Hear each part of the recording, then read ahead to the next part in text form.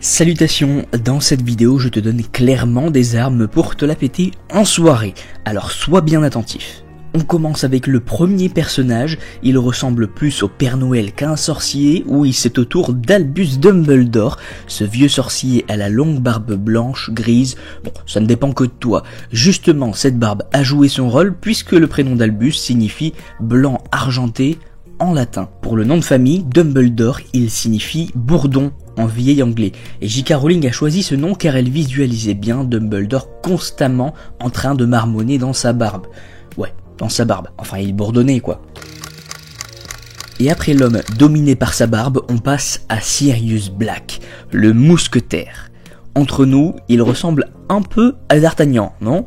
Sirius est en fait une étoile qui se situe dans la constellation du Grand Chien. Ça vous parle, ça y est? Ce n'est pas étonnant quand on sait que l'animagus de Sirius est un chien. On l'appelle Patmol. Et son nom, Black, est celui d'une grande famille de la saga. Il contraste bien avec la brillance de l'étoile Sirius. Après le sympathique Sirius, on passe au pire du pire.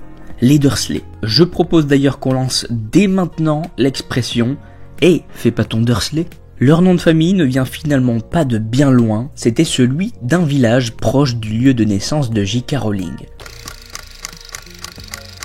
On revient à Poudlard avec un personnage génial, Minerva McGonagall. On l'adore cette Minerva et finalement on l'adore un peu pour ce que son prénom représente. Dans la mythologie romaine, Minerva signifie la sagesse et la stratégie. On reste sur un professeur de Poudlard, Rubeus Hagrid. C'est aussi un homme dominé par sa barbe, et ses cheveux aussi en l'occurrence, un mec dominé par les poils quoi. Hagrid vient du mot Hagriden, on se croirait vraiment en Allemagne, Hagriden. Cela signifie en vieil anglais, une personne qui a passé une mauvaise nuit. Alors physiquement c'est vrai qu'on peut constater qu'il a passé une mauvaise nuit, on peut même croire qu'il a pas dormi depuis 2-3 mois facilement, hein, soyons francs, mais en réalité le personnage d'Hagrid boit beaucoup, et donc il passe de mauvaises nuits. Allez, on passe à un personnage complètement à l'opposé, on passe du coq à l'âne, du ragondin à la licorne et du kebab au magret de canard. C'est au tour de Drago Malfoy. Drago en français, Draco en anglais, son prénom vient simplement de dragon. Son nom de famille également se devine plutôt facilement, Malfoy. En simplifiant ce nom en français, on obtient mauvaise foi. Je crois qu'on est en plein dans le mille, non ?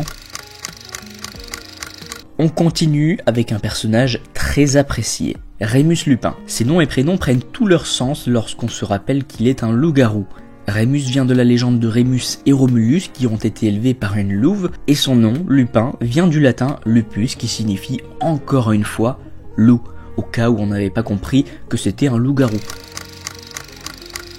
Le personnage suivant est Horace Slughorn. Vous connaissez sûrement son péché mignon, il adore s'entourer d'élèves prometteurs, pas étonnant quand on sait que son prénom, Horace, vient d'un poète épicurien de l'époque romaine et signifie friand de nourriture et aimant être avec des gens influents. Ça nous fait donc penser au club de Slug. Slug justement signifie limace en écossais, Slughorn veut dire cri de guerre. Je vous laisse méditer là-dessus.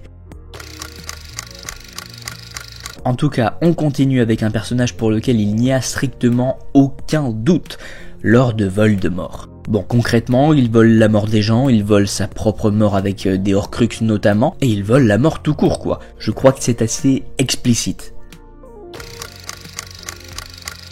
Et à l'opposé de Voldemort, il y a Harry, oui. Évidemment, le prénom d'Harry est simplement un prénom qui tenait à cœur pour J.K. Rowling. Potter, en revanche, son nom de famille, était celui des voisins de J.K. Rowling dans son enfance. Ils ont eu leur moment de gloire. Vous imaginez votre nom donné dans l'une des plus grosses sagas du monde? Plutôt sympa. Et quand on parle d'Harry, on doit forcément parler de son amour. Ginny Weasley. Son prénom, Ginny, viendrait de Ginevra, la forme italienne de Guenièvre qui signifie juste. C'est aussi le nom de la femme du roi Arthur. On part clairement sur une comparaison entre Harry et le roi Arthur là. Son nom de famille qui concerne donc tous les Weasley, logique me direz-vous? Weasley vient du mot anglais weasel qui représente une fouine ou une belette. Vous allez me demander pourquoi, eh bien je vous dirai que ce sont des animaux vivant dans un terrier. Et ça tombe bien puisque la maison des Weasley n'est autre que le terrier.